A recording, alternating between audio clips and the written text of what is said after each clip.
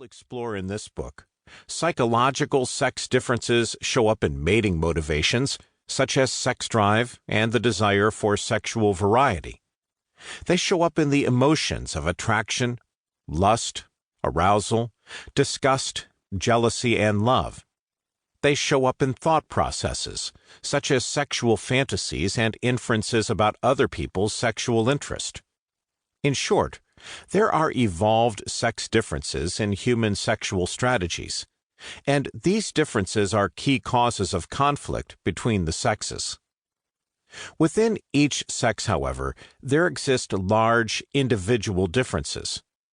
Some men and women have a strong desire for no-strings casual sex. Others opt for monogamy with their one and only. Some women and men practice the art of deception in the mating game. Others opt for honest courtship. Some people remain sexually faithful. Others have affairs whenever the opportunity arises.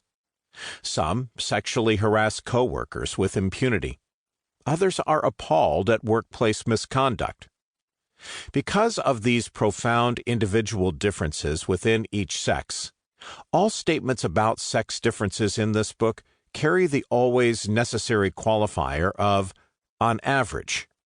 I trust that the reader will understand this point and infer this qualifier in each instance throughout the book to free the writing of the technically correct but cumbersome insertion of the repetitive phrase, on average. An evolutionary lens helps to identify the specific social circumstances that increase and decrease the likelihood of sexual violations, as well as the specific types of men, the subsets of men marked by the dark triad of narcissism, psychopathy, and Machiavellianism, in which a harm-inflicting sexual psychology is strongly activated. Social circumstances influencing sexual conflict include laws regulating sexuality and their enforcement, cultural norms about permissible and impermissible sexual conduct, marriage systems that permit or forbid polygamy, an individual's coalition of kin and friends who can function as bodyguards, the different mating strategies being pursued by individuals within the group, defensive strategies available to potential victims, the ratio of women to men in the relevant mating pool, and many others.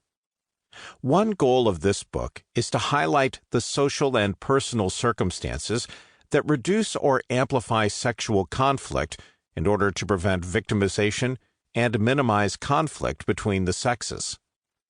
An evolutionary perspective is not the only one that can help to accomplish these goals, but I believe it provides an important and novel set of tools for doing so. This book also focuses mostly, although not exclusively, on heterosexual women and men. We now know a great deal scientifically about these populations, but there has been less research on conflicts among gay men and among lesbian women, among bisexuals and pansexuals, and among those across the rainbow of sexual identities and orientations. There is a critical need for research to fill this gap. To a non-trivial degree, we are all locked in the interior of our own minds. We use introspection about our minds to infer the inner landscape of other minds. Because the sexual minds of men and women differ in some respects, these inferences lead to predictable mind-reading errors. It is my hope that the information in this book helps men and women to obtain a deeper understanding of each other's sexual psychology. Sexuality is a domain that is highly personal for most people. Material in this book covers difficult issues that have personal relevance for many and which may be disturbing to readers. They are deeply disturbing to me.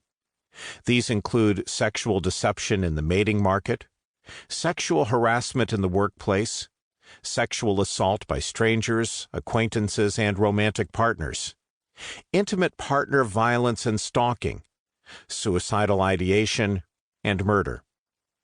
If you have been a victim of sexual conflict, know someone who has been a victim, or would like to prevent yourself and others from becoming